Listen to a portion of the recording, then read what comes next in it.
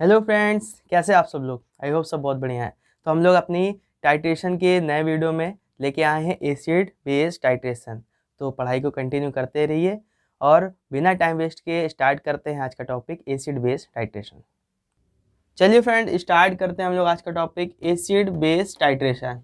यानी कि कौन सा टाइट्रेशन जो पूरा बेस है आपके एसिडिक और बेसिक सॉल्यूशन के ऊपर। एसिड क्या होते हैं, बेस क्या होते हैं, तो ये हम लोगों ने पिछले वीडियो में देखा था। एसिड बेस टाइट्रेशन यानी एसिड और बेस क्या होते हैं। अब उनके बीच अगर टाइट्रेशन होगा तो किस तरह से होगा, उसमें क्या उसका प्रिंसिपल है या इंट्रोडक्शन है, चलिए देख लेते हैं। तो देखिए फर्स्ट लाइन क्या कह रही है, it is a quantitative analysis of acid and base. जो एसिड बेस टाइट्रेशन है वो क्या है, इट इज ए क्वांटिटेटिव यानी क्वांटिटी की बात हो रही है, एनालिसिस ऑफ एसिड और बेस, एसिड और बेस के एनालिसिस यानी उसका जो हम लोग टाइट्रेशन करेंगे या विश्लेषण करेंगे उसकी क्वांटिटी के ऊपर करेंगे। In which known concentration of acid और base neutralise by a known concentration of acid और बेस।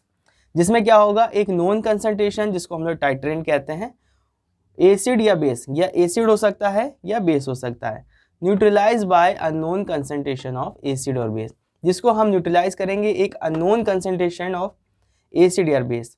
अगर इसमें एसिड है तो यहाँ बेस होगा, अगर यहाँ बेस है तो यहाँ एसिड होगा। और एसिड या बेस को अगर एसिड या बेस में हम लोग मिलाएंगे, दोनों अपोजिट जो सोल्यूशन है अपोजिट पीएच के हैं, उनको जब मिलाएंगे तो एक ऐसा पॉइंट आएगा जहाँ पर वो न्यूट्रलाइज हो जाएंगे यानी न्यूट्रल हो जाएंगे, उनका पीएच न्यूट्रल हो जाएगा, ना वो एसिडिक रह जाएगा ना वो पूरी तरह से बेसिक रह जाएगा। तो फर्स्ट लाइन यही कह रही है, it is a quantitative analysis of acid and base in which known concentration of acid or base neutralized by a known concentration of acid or base।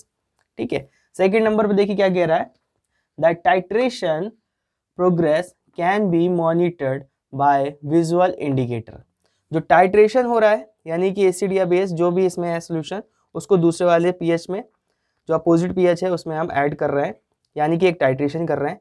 ये जो प्रोग्रेस हो रही है, जो प्रोग्रेस हो रहा है यानी कि कंटिन्यू जो प्रोसेस चल रही है, titration progress can be monitored by visual indicator. इसको हम मॉनिटर कर सकते हैं, इसको हम चेक कर सकते हैं किसके द्वारा, विजुअल इंडिकेटर। एक ऐसा इंडिकेटर यूज करेंगे जिसके द्वारा हम इसको मॉनिटर कर सकते हैं, वो विजुअल होगा। विजुअल मतलब वो उसमें कलर डिफरेंट कलर वो शो करेगा, तभी वो विजुअल होगा। या फिर पीएच इलेक्ट्रोड, या फिर दोनों। पीएच इलेक्ट्रोड एक ऐसा इंस्ट्रूमेंट है जिसमें हम जब सोल्यूशन बना के रखते हैं तो पीएच इलेक्ट्रोड का जो इलेक्ट्रोड है उस सोल्यूशन में हम उसमें जब डिप करते हैं तो उसका मॉनिटर पे कितना पीएच है वो शो हो जाता है, जो हमने लैब में देखा था। तो पीएच इलेक्ट्रोड से या हम विजुअल इंडिकेटर से इसका न्यूट्रलाइजेशन प्रोसेस देख सकते हैं कि वो न्यूट्रल हो गया है या नहीं। तो ये दोनों प्रोसेस एक साथ भी कर सकते हैं और ये दोनों प्रोसेस अलग अलग भी कर सकते हैं। ठीक है, थर्ड लाइन देखिए क्या कह रही है, the reaction equivalent point is the point eight which the titrant has exactly neutralize the acid or base in the unknown analyte। मतलब कि जो रिएक्शन हो रही है उसका इक्विवेलेंट पॉइंट वो पॉइंट है, is that point eight which the titrant, जो टाइट्रेंट है, हैज एग्जैक्टली न्यूट्रलाइज, ये वाला टाइट्रेंट एग्जैक्टली न्यूट्रलाइज हो जा रहा है एसिड और base in the unknown analyte. ये एनालाइट है, इसको हम लोग टाइट्रेंट कहते हैं, इसको एनालाइट भी कहते हैं। तो जो टाइट्रेंट है वो हैज़ बीन न्यूट्रलाइज, पूरी तरह से न्यूट्रलाइज हो जा रहा है इन द टाइट्रेंट। तो उस पॉइंट को हम लोग रिएक्शन इक्विवेलेंट पॉइंट कहते हैं, यानी वो जो पूरा रिएक्शन हो रहा है उसका इक्विवेलेंट पॉइंट वही पॉइंट है जहां पर टाइट्रेंट पूरी तरह से न्यूट्रलाइज हो जा रहा है जो अननोन एनालाइट है उसमें। ठीक है, फोर्थ नंबर देख लीजिए, if you know the volume and concentration of the titrant. अगर आप टाइट्रेंट का वॉल्यूम और कंसंट्रेशन जानते हैं एट द इक्विवेलेंट पॉइंट्स, जब वो पूरी तरह से न्यूट्रलाइज हो रहा है उस पॉइंट पर, you can calculate the concentration of A base और एसिड इज अननोन सॉल्यूशन। तब आप एलिजिबल है या आप कैपेबल है कैलकुलेट करने के लिए कंसंट्रेशन ऑफ बेस और acid in the unknown solution. इस लाइन को फिर से एक बार समझ लीजिए, ये क्या कह रहा है, if you know the volume and concentration of the titrant. जब आप प्रोसेस कर रहे हैं, ये टाइट्रेंट है, इसको ड्रॉप बाय ड्रॉप इसमें ऐड करेंगे। जब ड्रॉप बाय ड्रॉप ऐड करेंगे तो एक ऐसा पॉइंट आएगा जहाँ पे ये न्यूट्रलाइज हो जाएगा, क्योंकि ये एसिड है या बेस है, या ये बेस है ये एसिड है। ठीक है, तो ये नोन कंसंट्रेशन है, ये अननोन कंसंट्रेशन है। हमने स्टार्ट किया ब्यूरेट को, ड्रॉप बाय ड्रॉप ऐड किया, तो जो नोन कंसंट्रेशन है वो यहाँ पर था स्टार्ट करने से पहले। जब हमने उसको यहाँ से ओपन करा इसका नॉब, तब ये ड्रॉप बाय ड्रॉप जब ऐड होने लगा तो ये धीरे से फॉल डाउन होगा।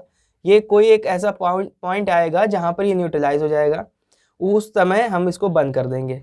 जैसे इंडिकेटर ने कलर शो किया, हमने इसको बंद कर दिया। जब हमने बंद कर दिया तो हमें पता था ब्यूरेट हमने 50 ml भरी थी, अब वो 40 बची है, या 35 बची है, या 33 बची है। पॉइंट में है, कोई दिक्कत नहीं, हमें एग्जैक्ट उसका वॉल्यूम लेना है। अब हमें वॉल्यूम भी उसका एग्जैक्ट पता है, उसका कंसंट्रेशन भी एग्जैक्ट पता है, तब हम क्या करेंगे, तो ये कह रहा है if you know the volume and concentration of the titrant, हमको उस समय इसका वॉल्यूम और कंसंट्रेशन दोनों पता होगा। एट द इक्विवेलेंट पॉइंट, किस पॉइंट पे, जब ये पूरी तरह से न्यूट्रलाइज हो चुका है। You can calculate the concentration of the base acid in the unknown solution, तब हम कैलकुलेट करके निकाल देंगे कि इस सॉल्यूशन जो कि अननोन सॉल्यूशन है उसमें कितना एसिड या कितना बेस अब प्रेजेंट है। तो ये पूरा इसका इंट्रोडक्शन था एसिड बेस टाइट्रेशन का। इसमें देखिए क्या क्या इंस्ट्रूमेंट या केमिकल यूज होते हैं। तो रिक्वायरमेंट में देख लीजिए क्या क्या है। ब्यूरेट, ये आपको दिख रही है, ब्यूरेट है ये पूरी। वाइट बेस, वाइट बेस का मतलब जिसके ऊपर हमने कॉनिकल फ्लास्क रखा है उसके नीचे वाइट कलर का पेपर या वाइट कलर की टाइल्स होनी चाहिए, जिससे कि इसका कलर हम इजीली आइडेंटिफाई कर सकें। वाइट कलर में इसका जो भी कलर होगा इजीली आइडेंटिफाई हो जाएगा। इसके बेस में अगर ब्लैक कलर या ब्यूरेट स्टैंड का जो ब्लैक कलर का स्टैंड होता है उसमें अगर हम करेंगे तो उसका कलर हमें पता नहीं चलेगा, इसलिए हम लोग यूज़ करते हैं वाइट पेपर को यूज़ कर लेते हैं या फिर वाइट कलर की टाइल्स में यूज़ कर लेते हैं। तो burette, white base, pipette, pipette का यूज़ करते हैं हम लोग सोल्यूशन को ऐड करने के लिए। पीएच इंडिकेटर होगा, पीएच इंडिकेटर यानी कि इंडिकेटर जो हम यूज़ कर रहे हैं वो हो सकता है। कॉनिकल फ्लास्क, ये पूरा आपका जो बना हुआ कॉनिकल फ्लास्क हो गया। टाइट्रेंट, जो जिसका कंसंट्रेशन और वॉल्यूम दोनों पता है उसको हम लोग टाइट्रेंट कहते हैं। एंड टाइट्रेंट या एनालाइट, जिसका कंसंट्रेशन हमें नहीं पता, सिर्फ वॉल्यूम पता है, उसको हम लोग टाइट्रेंट या एनालाइट कहते हैं। ठीक है, तो ये रिक्वायरमेंट्स होती हैं, ये सारी चीज़ें हमें चाहिए होती है जब हम एक एसिड बेस टाइट्रेशन कर रहे होते हैं। देखिए यहाँ पर कुछ सॉल्यूशन के टाइप दे रखे हैं। एसिड बेस का टाइट्रेशन जब करते हैं तो मेनली कैसे होता है, तो देखिए एसिड बेस का जब हम टाइट्रेशन करते हैं तो एसिड हमारे दो तरह के होते हैं, आपको पता है, स्ट्रॉन्ग एसिड और वीक एसिड। बेस भी हमारा दो तरह का होता है, स्ट्रॉन्ग बेस और वीक बेस।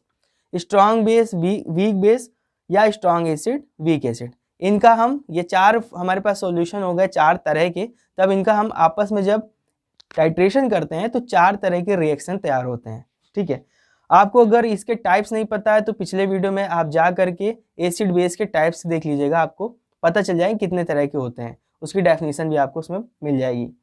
तो बात करते हैं, अगर हम स्ट्रॉन्ग एसिड ले रहे हैं और उसके साथ में स्ट्रॉन्ग बेस ले रहे हैं तो उसका पीएच वैल्यू क्या होगा। मतलब जब स्ट्रॉन्ग एसिड लिया, स्ट्रॉन्ग एसिड मतलब कि नियर अबाउट 3-4 पीएच होगा। स्ट्रॉन्ग बेस का मतलब है 10, 11, 12 के आसपास होगा।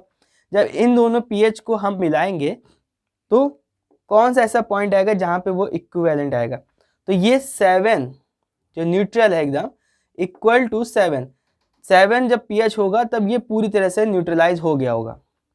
ठीक है, एक एसिड है हाई स्ट्रॉन्ग एसिड है और दूसरा वाला स्ट्रॉन्ग बेस है, उन दोनों को जब हम ऐड करेंगे सोल्यूशन में मिलाएंगे तो जो इक्विवेलेंट पॉइंट आएगा वो 7 के अप्रॉक्स, जब दोनों मिल के न्यूट्रलाइज हो रहे हैं तब हम उसको चेक करेंगे इंडिकेटर से या पीएच इलेक्ट्रोड से, तो उस समय उसका 7 पीएच होगा अप्रॉक्स। अब इसमें हम इंडिकेटर कौन सा यूज़ करते हैं, तो देखिए स्ट्रॉन्ग एसिड, स्ट्रॉन्ग बेस में हम इंडिकेटर यूज़ करते हैं फेनोल्फथालीन इंडिकेटर। फेनोल्फथालीन इंडिकेटर जो है वो स्ट्रॉन्ग एसिड और स्ट्रॉन्ग बेस में यूज़ करते हैं। दूसरा सोल्यूशन किस तरह का हो सकता है, अब हमने स्ट्रॉन्ग एसिड लिया था, अब हम उसको चेंज करके वीक एसिड ले रहे हैं, और स्ट्रॉन्ग बेस लिया था उसको हम चेंज करके वीक बेस ले रहे हैं। ठीक है, तो दूसरे प्रकार का है, इसमें वीक एसिड यानी 5-6 के अप्रॉक्स होगा एसिड, वीक बेस यानी कि ये 7 8 के अप्रॉक्स होगा, 9 के अप्रॉक्स होगा, वीक बेस होगा। इन दोनों को जब हम मिलाएंगे तब क्या होगा, तब जो टोटल सॉल्यूशन का पीएच होगा अबव 7 होगा, यानी 7 के ऊपर जब होगा तब कोई एक ऐसा पॉइंट आएगा जहां पर ये न्यूट्रलाइज हो गया होगा वीक एसिड और वीक बेस। इसमें इंडिकेटर कौन सा यूज कर रहे हैं, तो इसमें देखिए इंडिकेटर है वो ब्रोमथैमोल ब्लू इंडिकेटर, ये हम यूज करते हैं। ठीक है, थर्ड तरह का जो है हमारा स्ट्रॉन्ग एसिड के साथ हमने वीक बेस को ऐड किया। स्ट्रॉन्ग एसिड हाईली एसिडिक होगा, वीक बेस जो है वो आपका अप्रॉक्स 7 8 9 के अप्रॉक्स में बेस होगा। इन दोनों को जब लगाएंगे हम एक साथ तो टोटल जो वॉल्यूम होगा सॉल्यूशन का उसका पीएच होगा अबव 7।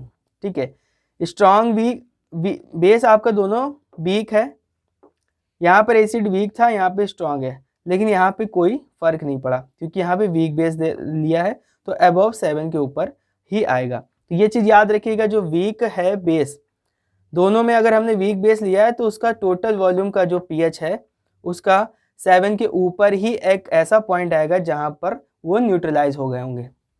थर्ड नंबर पे जो है इसमें हम इंडिकेटर यूज़ करते हैं methyl orange. Methyl orange use करते हैं हम लोग थर्ड नंबर पे। अब हमने क्या किया था, स्ट्रॉन्ग एसिड 2 बार ले लिया, अब एक बार वीक एसिड लेते हैं और स्ट्रॉन्ग बेस के साथ। अब देखिए वीक एसिड यानी कि 5 6 के अप्रॉक्स इसका पीएच होगा।